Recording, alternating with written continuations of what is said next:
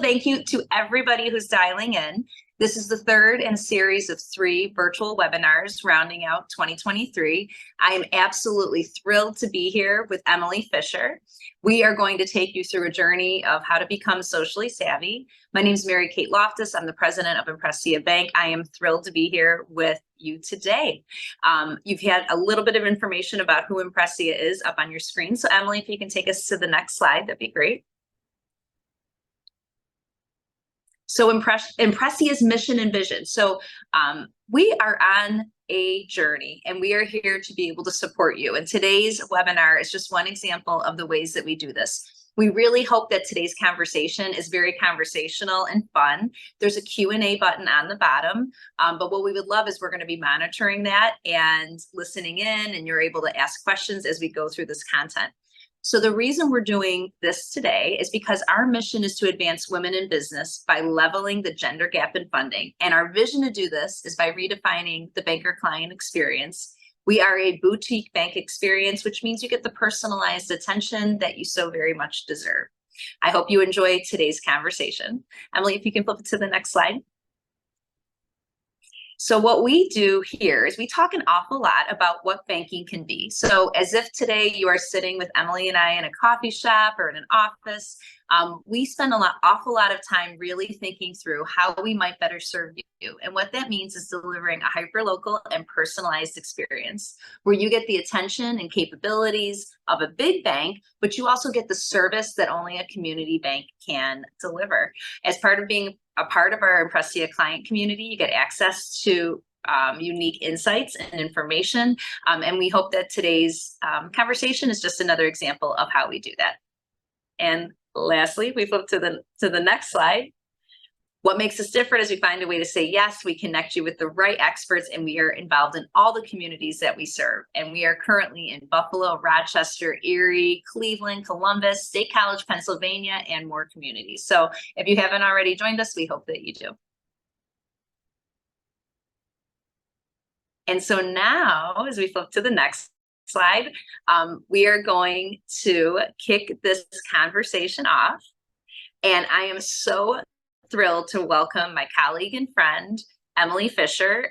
Emily oversees our social media, among other capabilities from a marketing perspective and public relations. I have loved working with Emily. She is an amazing leader, and she's really knows the space better than anyone. I hope you enjoyed today's conversation. And with that, I'm going to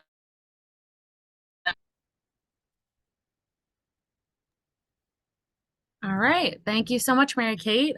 Just confirming you all can hear me okay.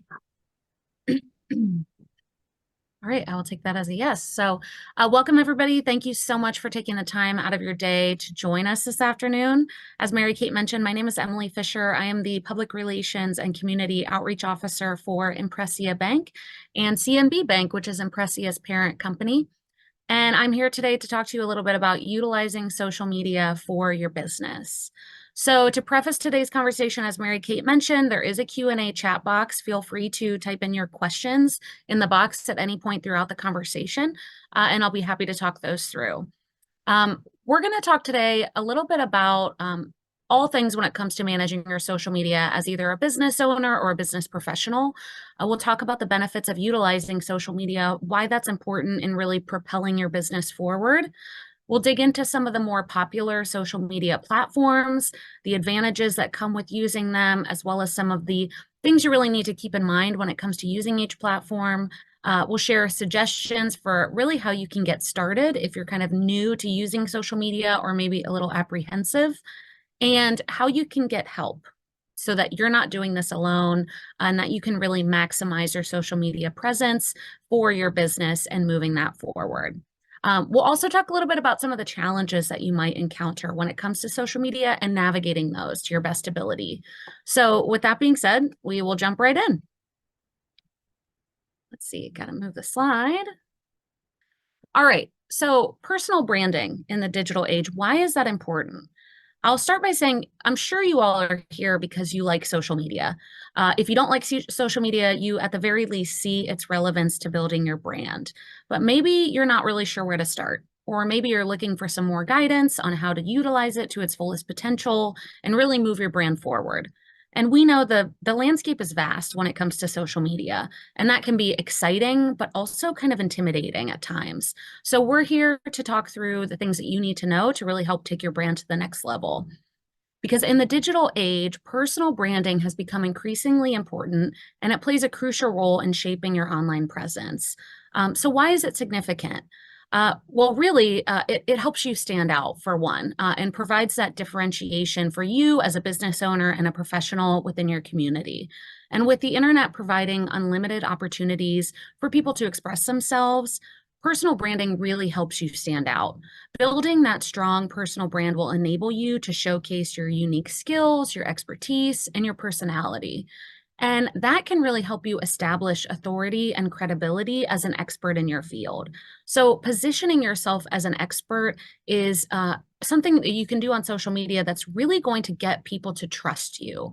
And by actively sharing your knowledge, your insights, and your experiences through your online platforms, you're building credibility and trust as an expert. That can really lead you to creating more valuable connections, putting you in front of influential networks, and elevate you into potential leadership or networking opportunities that can take your business to the next level. It also helps you with reputation management. And we know in this digital age, anyone can find information about you online. So managing your brand becomes essential to really shaping how others perceive you. And cultivating that positive online reputation through personal branding and really through social media can not only help you avoid any potential reputation damage, but it also, like I said earlier, really allows you to showcase your strengths as well as your values and your achievements as a business owner or a business expert.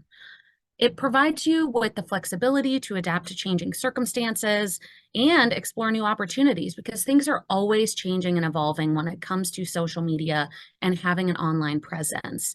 And as that digital landscape evolves, having a strong personal brand allows you to pivot, to rebrand if needed, and to explore different professional avenues, really without losing your identity or having to start over from scratch. So there's a lot of flexibility when it comes to utilizing social media in creating and maintaining your brand.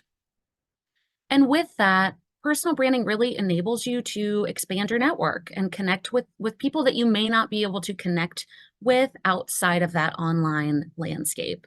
So engaging in online communities, sharing valuable content that you think would be of interest to your followers and your connections, and participating in industry related discussions can really help you to build meaningful relationships that can contribute to not only your professional growth, but also your personal growth.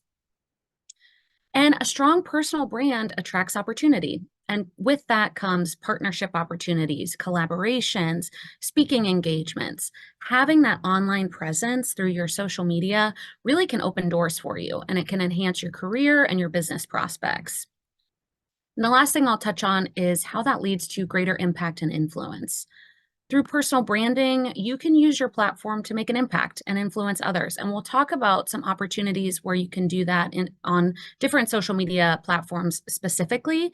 But whether it's sharing your perspectives on important topics or advocating for causes that you believe in, or really just inspiring others through your experiences and being able to share that, your brand really can empower you and empower others to create meaningful impact on a much, much larger scale. So there's lots of ways why and how social media and personal branding in the digital age can be really important. And really to summarize, building a strong personal brand ensures that you have an influential online presence and it helps you navigate the digital landscape with purpose. Navigating with purpose is incredibly important when you think about diving into social media and using it to elevate your brand. So how do we do that?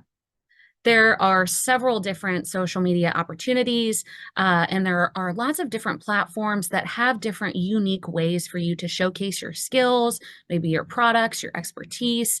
And sometimes it's hard to even think about where do we start? How do we get started in building our brand and taking it to the next level through social media?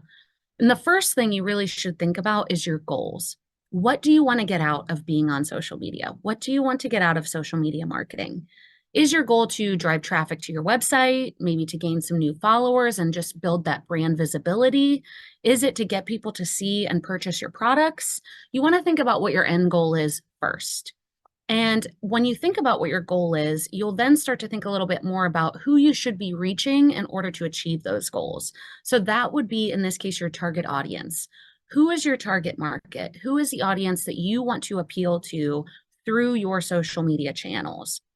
With that, you'll gain a little bit better understanding, and I'll talk to you a little bit more in this presentation as well about whether or not that target audience tends to be on certain platforms, and that should help you kind of narrow down which social media platforms you should take advantage of as a business owner. Because not every generation or every audience is on every social media channel, and social media interest really changes all the time. It's constantly evolving.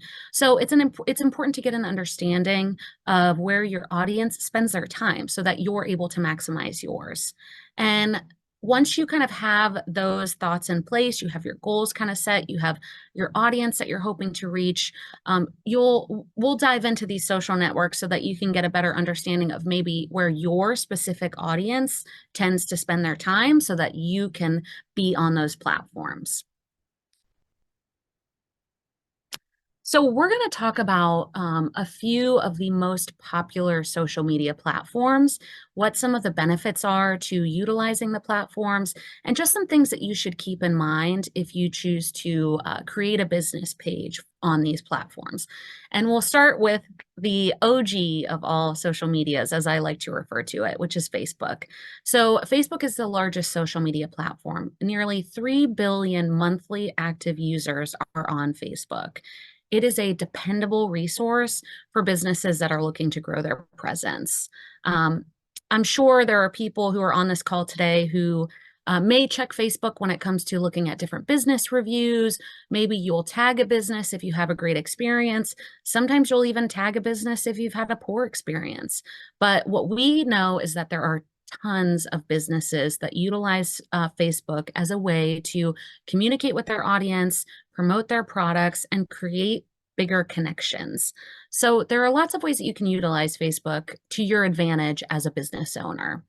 A couple of these things are you can poll your audience. You can ask your audience questions. Learn a little bit more about your audience, what they like, what they dislike, maybe what they want to see more of. There are different polling options that you can utilize on Facebook that can be really helpful in learning a little bit more, capturing some data. You can also do things like run contests if you're looking to build your engagement or increase visibility of your page. We at my bank, we run contests fairly regularly where we'll do a small giveaway.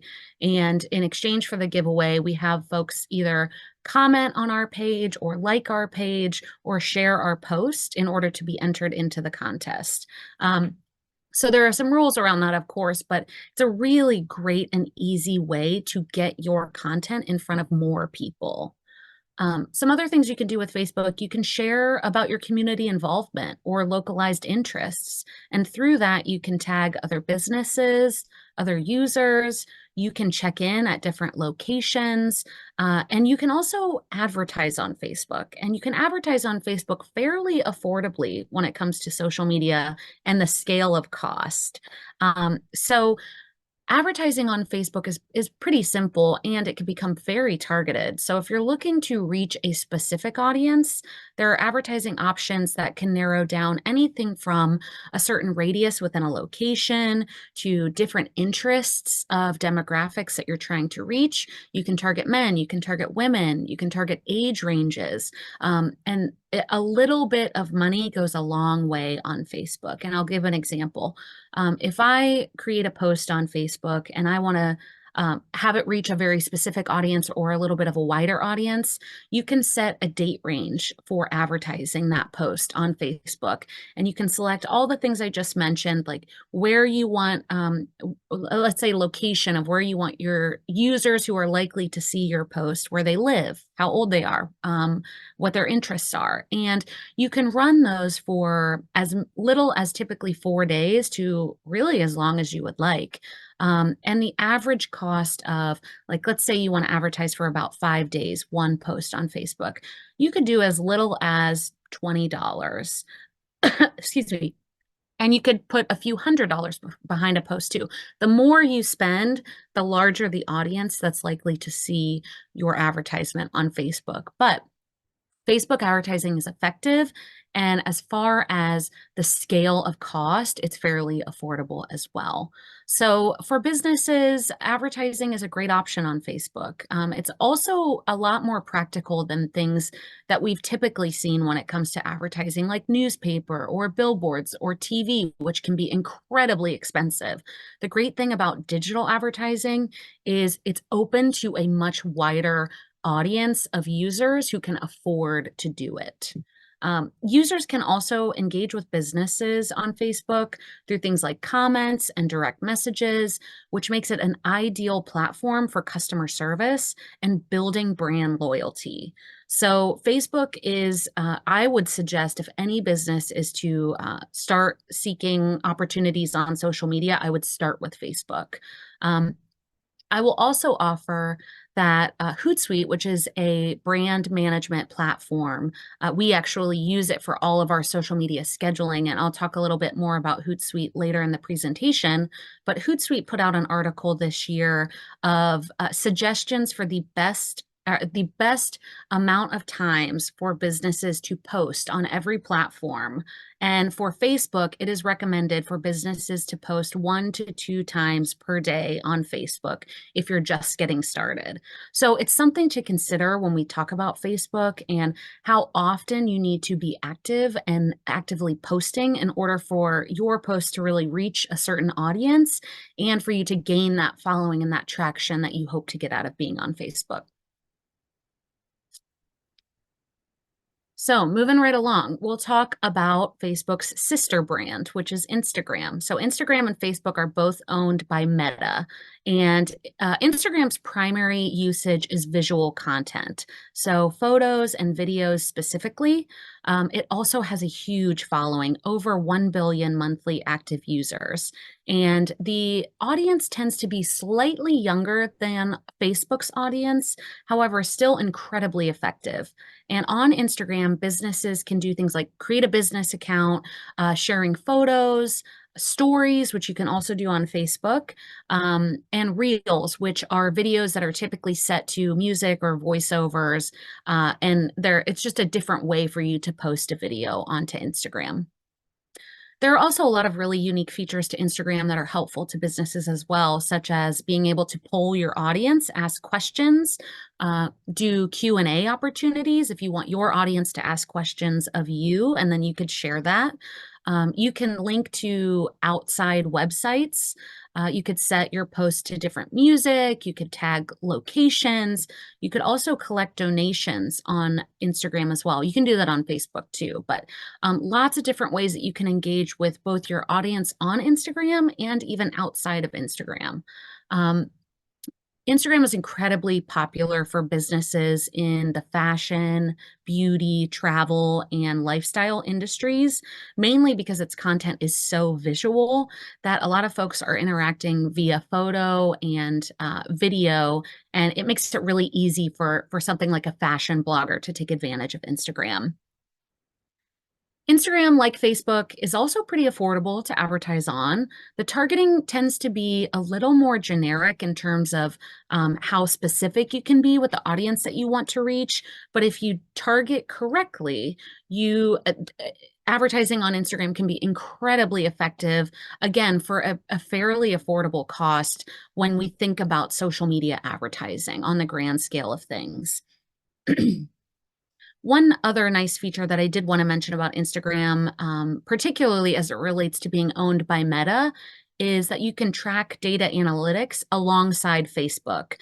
making it a little easier to see how your specific content is performing if you're on both platforms. You can utilize Meta's Business Manager to kind of see side by side how your Instagram is performing, how your Facebook is performing. And Meta Business Manager is really helpful. It offers a wide range of things to utilize, such as being able to schedule posts, being able to respond to comments, being able to track how people are communicating about your business online, specifically as it relates to Instagram and Facebook. So it can be very helpful, and it's nice that Meta offers this kind of, it's free, but this opportunity to manage kind of holistically both your Instagram and your Facebook. And as I mentioned, similarly with Instagram, I did want to say that according to Hootsuite, with best amounts of times to post on social media, for Instagram, specifically when you're posting to your timeline, Hootsuite recommends that businesses post 3 to 5 times per week. And then for Instagram stories, which show up on the top of your timeline, and they're short, typically under 10-second long posts that you see, and then they disappear after 24 hours, it's recommended to post to your stories 2 times per day. So it's a commitment. It's certainly a commitment, but one worth noting when it comes to utilizing these social media tools. Now we're going to talk a little bit about TikTok, which is an incredible emerging social media tool. TikTok really has emerged as a top social media platform. It got really popular initially with Gen Z. It's become this social media titan that really blew up in the early times of the pandemic, but it has not stopped. Over 1 billion users and 2 billion downloads of the TikTok app. It's really held strong to its user base since it emerged back in, I believe it was 2020. TikTok can be incredibly useful to business owners, and particularly to business owners who are able to go viral, which essentially means that your social media post becomes incredibly popular. It's really great for B2C or educational content, but it's also become a very useful tool for B2B. One unique feature of TikTok is that it offers a shopping option called TikTok Shop, and that tool allows businesses to sell their products directly through TikTok. And businesses can do things like connect with influencers to help promote their products. And all of that is done within the TikTok app, which is really interesting and almost kind of killing 2 birds with 1 stone through helping to build your brand visibility and then also being able to sell your products if you're a business that does so. TikTok also offers advertising opportunities and tends to be slightly more expensive than Facebook and Instagram. But if you're looking to boost your visibility, especially if you're a brand that doesn't have a large following or maybe is just getting started on TikTok, putting some money behind some of your posts can be really beneficial to getting your posts in front of the right audience. So it's definitely useful to explore the advertising opportunities that TikTok offers. And of course, they offer things like data analytics as well. So you can constantly keep track of how your posts are doing, and you can really kind of see how it's going, strategize, re-strategize if need be, and constantly kind of be in the know about what's working best for your business. Now, when it comes to posting frequency on TikTok, posting frequency is critical in building your audience on TikTok for businesses. And the algorithm for TikTok really prioritizes fresh and engaging content.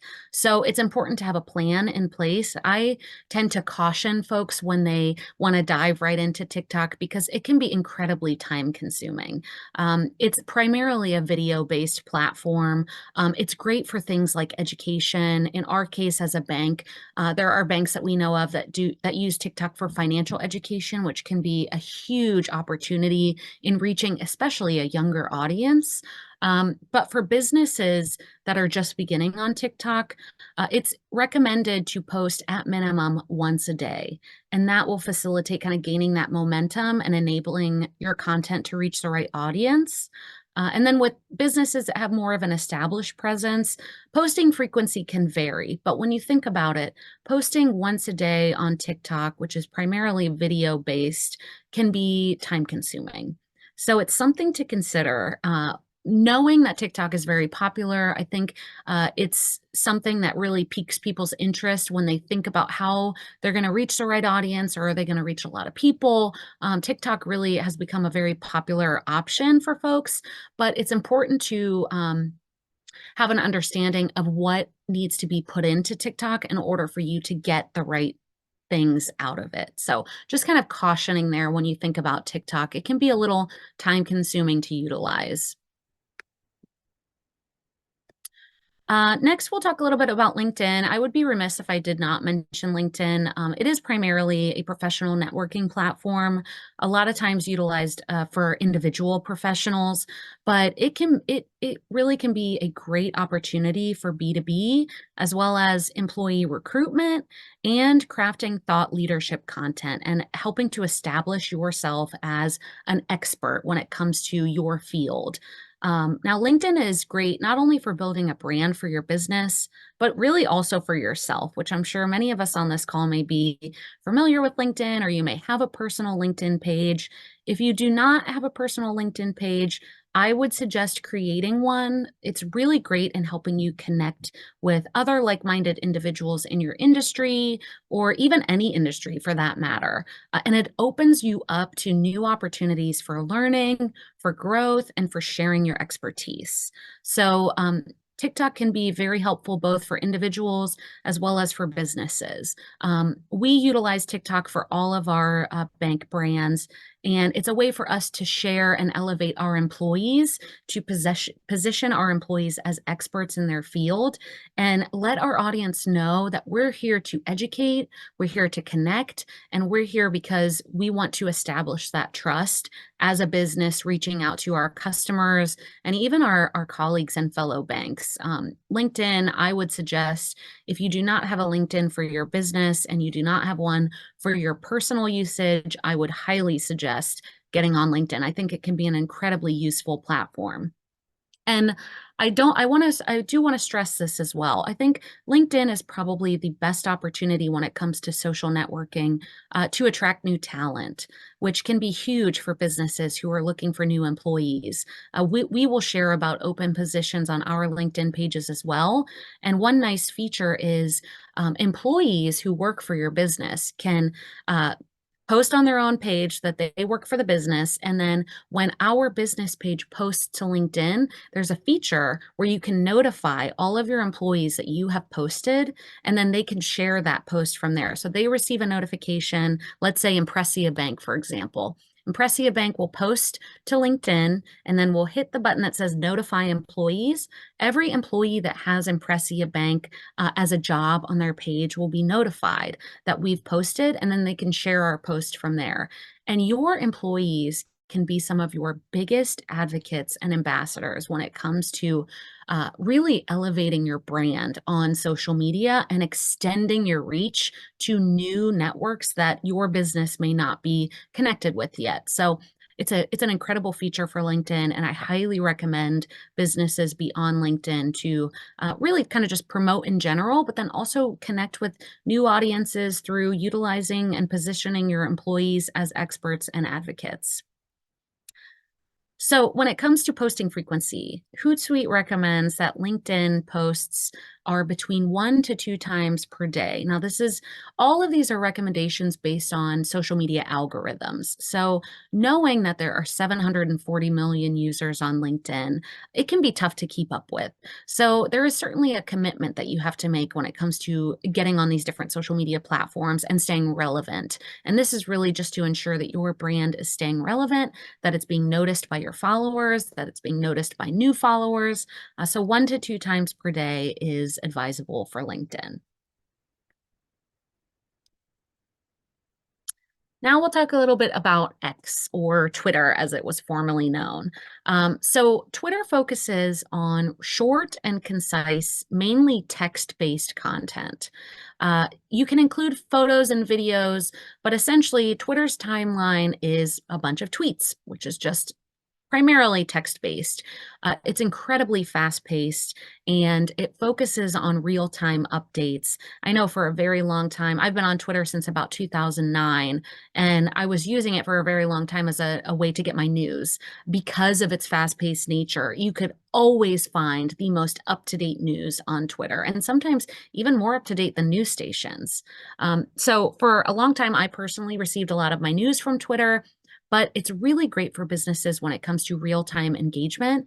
I also think it can be an incredible customer service tool. Businesses that are on Twitter are more reachable to more accessible, I should say, to their audience because of that real-time and fast-paced nature. I myself have utilized Twitter as a customer to reach businesses like Wayfair and Best Buy and others by tweeting at them. And a lot of times, especially larger businesses, will have social media employees who are dedicated to responding on Twitter. And that really makes a business a lot more accessible to their customers and can be a really great customer service tool. And I know that may not necessarily be practical for all businesses, but certainly something to consider. So it can be a really fantastic tool, and real-time support can really help your business in being more relatable, being more accessible if you have the capacity for it. However, Twitter is really used to reach a wider audience. Twitter's algorithm is very unique in that a lot of times on your Twitter timeline, you will see businesses and individuals' tweets of people you do not follow because Twitter may recommend individuals or businesses to you that your followers follow or that people who follow you follow. So there are a lot of unique ways that you can position your content to be seen by folks who may not follow you. So it could be utilized to reach a much wider audience. And if you are someone who likes to share things like industry trends, or you want to participate in real-time conversations as an expert in your field, or share content that may be relevant, Twitter could be a very great option. It's a great opportunity for very quick and fast-paced thought leadership. Now, when it comes to posting on Twitter, Hootsuite recommends that Twitter users post between 2 to 3 times per day, which can feel like a lot, but Twitter is typically, it used to be 140 characters and now it's more than that you can post within one tweet, but it's very short, concise, and fast-paced content. So something to keep in mind, not something that's often first choice for business owners, but could be beneficial depending on the type of business that you operate. So those are really the social media tools that I'm going to cover for today because those tend to be the most popular when it comes to businesses. But each platform offers unique advantages and limitations as well. And businesses should choose the platforms that align best with their target audience, as well as their objectives and their content capabilities. What are you capable of? Something to keep in mind is to remain realistic about what you're able to offer to your audience. As I mentioned before, not every person that you may appeal to is going to be on every social media platform. And you, as a business owner, do not have to be either. I know sometimes it can feel like there's a lot to keep up with, but something to keep in mind is quality over quantity. So you do not have to be on every social media platform. Really, the social media platforms that makes the most sense for what messages you're trying to get across to your audience. So, thinking about your goals and considering your brand goals and what you want to achieve using social media, it is important to evaluate each platform's benefits and limitations, as well as your own capacity and limitations as well, based on your brand and your target audience. And we know benefits can include reaching a larger audience base, being able to target specific demographics, various advertising opportunities, and new and unique engagement tools. However, limitations can include things like certain age restrictions, limited character counts in what you can post, how much you can post, as well as competing with the algorithm and being able to keep up with everyone else that's posting as well, certain content restrictions, or even specific user behaviors. All of those things are things that you should keep in mind when you think about tackling social media for your business. So you want to determine if your brand's content, messaging, and visuals are suitable for each platform's format as well as your audience expectations. Something I also suggest that I think can be very helpful is studying your competitors' social media presence. So take a look at your competitors. What social media channels are they currently on? What are they doing well? Do they have a big following? What are they posting most commonly? Analyzing which platforms your competitors may utilize and how effectively they're engaging with their target audience, that can really help provide some insights into which platforms are effective for your industry in particular. And if you're just starting out, it may be helpful to start with a primary social media platform, monitoring your performance regularly, and then making adjustments as needed, depending on what makes sense for your brand. So testing and monitoring is something that's very crucial to continuously evolving as a business owner on social media. So there is a little bit of legwork that comes to being on social media as a business, and both on the front end in generating content, creating those posts, writing the captions, and then on evaluating those posts. How did they do?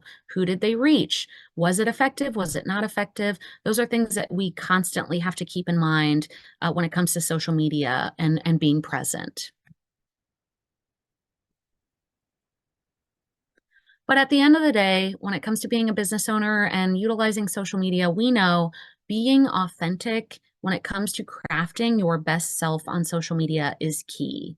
And that would include identifying and showcasing your personal values, your passions, your unique strengths, and reflecting those qualities through quality content creation, storytelling, and engagement.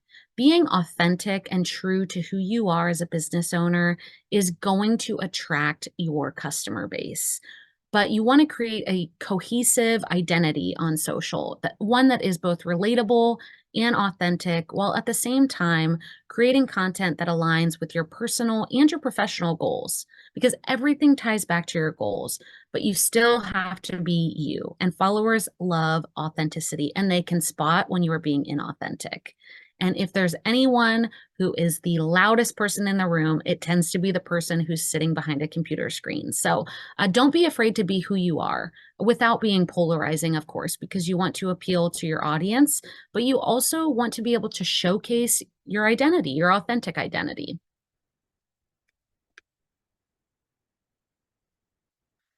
So I would be remiss if I didn't talk a little bit about the challenges that can come with utilizing social media. And we know social media is not all that it is cracked up to be.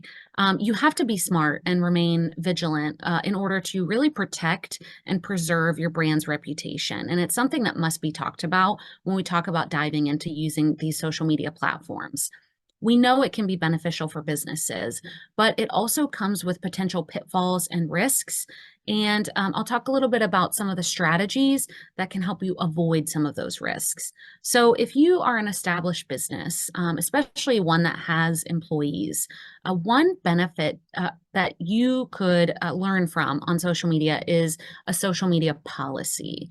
Creating guidelines for your employees on how to use social media professionally and responsibly.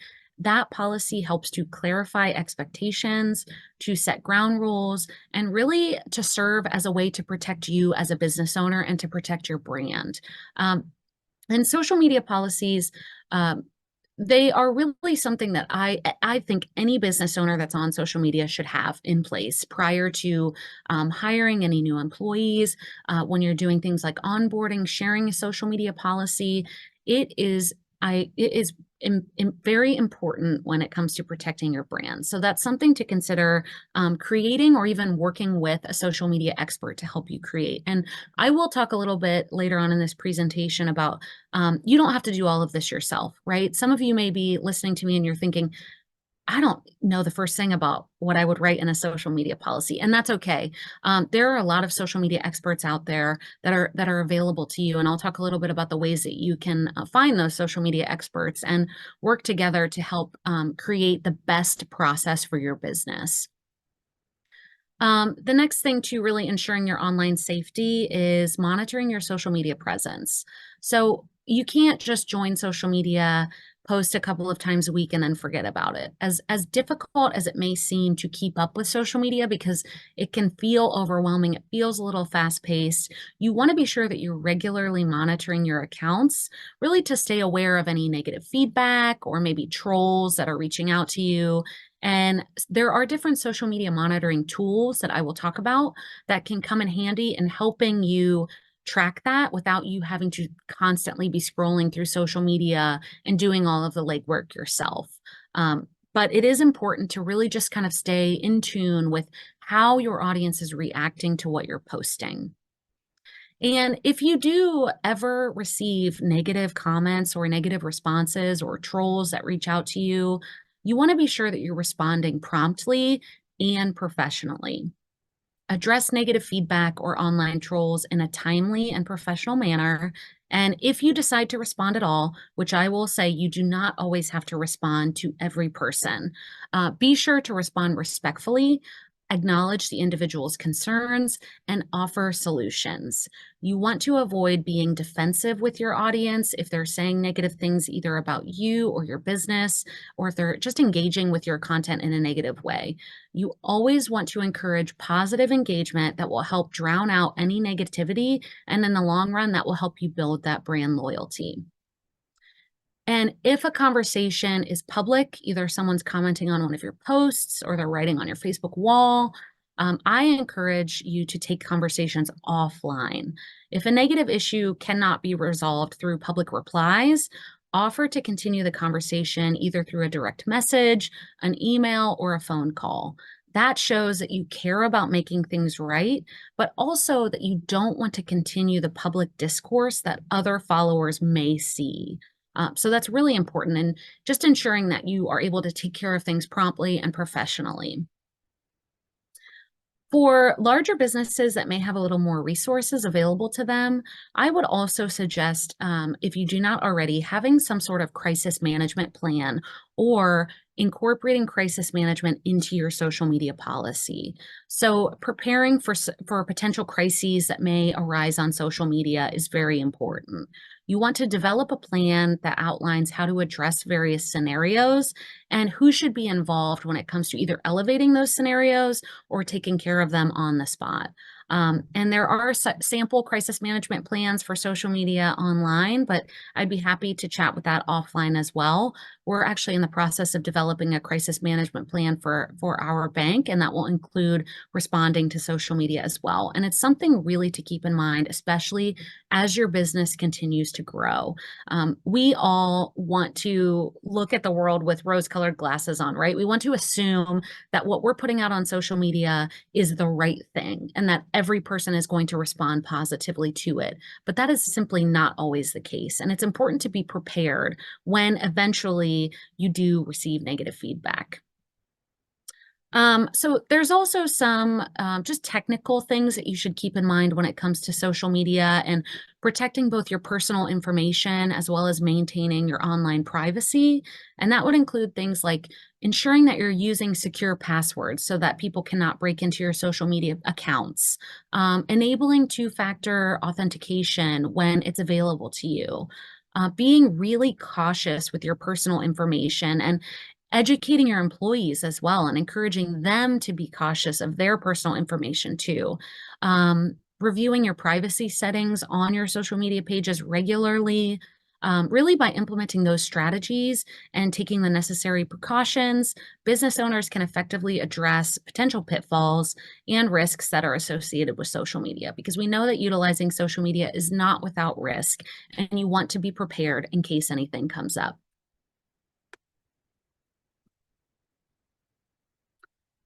All right, so the fun part, engaging and growing your audience. Now, this might be the most difficult part of creating and managing your online brand presence. We know that growing your following is not easy, right? It does not come overnight. But there are a few tips that you could keep in mind when it comes to growing your audience. The first being community building. Community building and networking is key. It's key to your brand becoming recognizable. And things like adding your social media channels to your business cards, making sure that your social media channels are linked on your website, using one social media channel to promote another social media channel. For example, let's say your business is on Facebook and then you decide, I'm also going to join Instagram and I'm going to create a business page for my Instagram. You could let your Facebook followers know that you are now on Instagram and tag your Instagram in a Facebook post as a way to bring your Facebook followers over to your Instagram page and help grow that presence as well. So all of those things will contribute to kind of continuing to build that brand awareness. But really, anytime you're discussing your business, social media should be a part of the conversation. And we know your engagement strategy may differ depending on a lot of different factors, of course, the type of brand that you're building, the size and scalability of your brand and your team, as well as what your end goals are. And it's a constant learning process of finding what works, refining what doesn't, and rebuilding on that time and time again. As I mentioned, keeping social media at the forefront when you're promoting your brand. And one way that you can do that is partnering with other businesses or other organizations. And that could be as simple as maybe collaborating on an event together and then tagging that business or that brand in your posts and asking them to do the same. That will really help expose your brand to a new audience.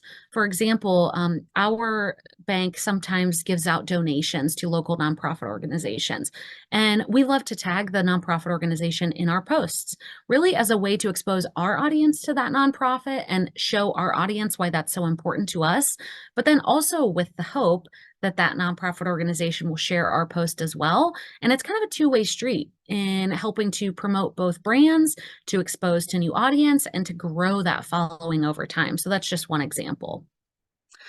Now, the last and what's probably most important to engaging and growing your audience is tracking. Track everything. Analytics and data is your friend when it comes to social media, and it may feel overwhelming. It is not always fun, but it is incredibly important to see how your posts are performing. Lots of tools have built-in analytics reporting, which can be super helpful. So as I mentioned earlier, for example, Instagram and Facebook are owned by Meta, and Meta Business Manager is the tool that you can use as a business page to track how both your Instagram and your Facebook are doing on the same page. Makes it very easy, more streamlined data reporting, and you can play around with it too. You can look at different types of analytics. You can create customized reports. LinkedIn, for example. LinkedIn, when you create a business page, it has an analytics tab, and it's so easy. It could tell you how many followers you have, what percentage growth in followers you've had over a certain period of time, what your reach is, how many people you're reaching, how people are engaging with each individual post. You can see a whole timeline of your individual post performance. So I really like LinkedIn's analytics tool as well too, and it's very easy to use. But tracking metrics and using those insights to refine your strategy is going to be key to your constant growth. So it may feel a little overwhelming, right? There's a lot to think about. There are a lot of different platforms to consider. You may feel like this is a lot to take on, but you do not have to do it alone. Technology really has come a long way, and there are a lot of tools and resources that can help you streamline so you do not have to do it all yourself.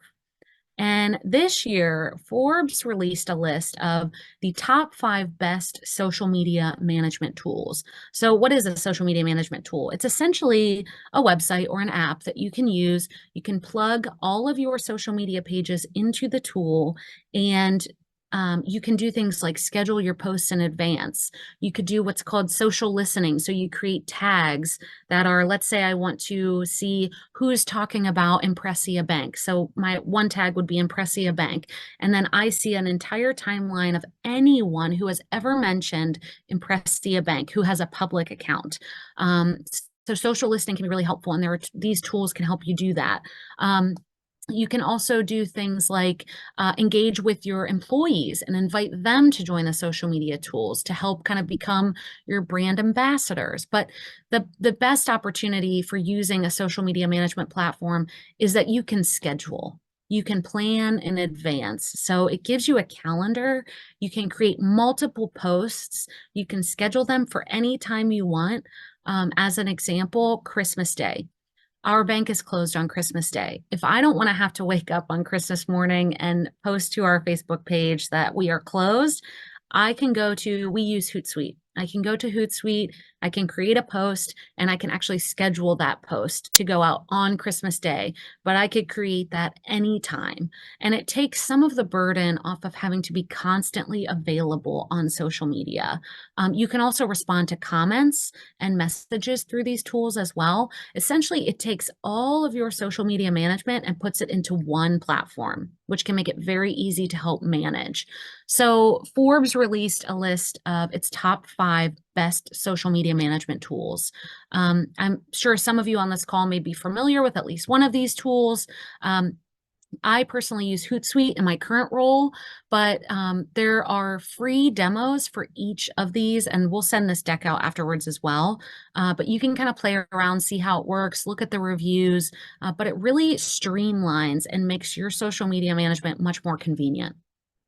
And I know we're coming up almost at time. I only have 2 more slides left, but um, when it comes to managing your social media, you could even take it a step further and find other people to help you with it. So sometimes it's easiest, especially as a business owner. I know you're busy, you have a lot going on, you're managing your own business, your brand. The day-to-day of social media may not be feasible for you.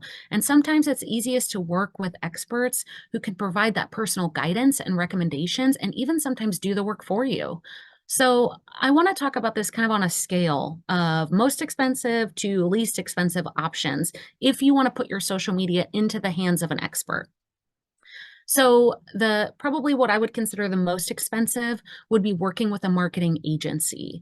Now the costs vary, of course. They can be fairly affordable, and their services can also be customized. So we work with several different marketing agencies for things ranging anywhere from public relations and media outreach to securing television ads, helping us with newspaper ads, creating content, drafting and creating visuals.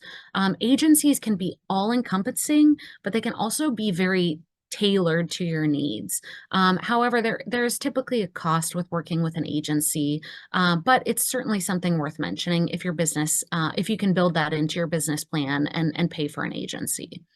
If you're thinking maybe working with an agency is not something that's feasible for you, you could also work with freelancers. I'm sorry, MSN recently released a list of the top websites to find freelancers if you're looking for someone to help you with your social media. These websites also have folks who are experts in building websites and doing a whole range of other things, helping with things like copywriting. But if you're looking to work with someone who may be a social media expert, these websites have social media experts who essentially share their skills, they share references, and they will build out a plan to work with you either, let's say for a short period of time, maybe just a certain number of posts that they'll create for you, or some of them even offer long-term services as well. But that's usually a mid-range cost when it comes to working with a professional. And freelancers, the nice thing about working with a freelancer is there's typically not a long-term contract that you have to sign. So it's really tailored again. But if you are looking at me right now and you're like, Emily, I don't have the money. I can't pay someone to do my social media. Completely understandable. Another really great option that I feel like sometimes can be overlooked is hiring an intern. When it comes to social media, interns are readily available. And I know because I've been an intern several times, I've worked with interns several times, but interns are always looking and eager to build their portfolio. Lots of times they're students who need to maybe get some experience before they go out into the real world and find a job. A lot of them tend to be a little bit younger, which means they may have a different social media perspective. They'll be up to date on new trends. And some of them are willing to work for incredibly low cost or even free. And I don't necessarily encourage unpaid internships, but I know that there are opportunities to work with interns in exchange for things like letters of recommendation or references. And you can work together with that intern to help take some of the burden off of you when it comes to managing your social media.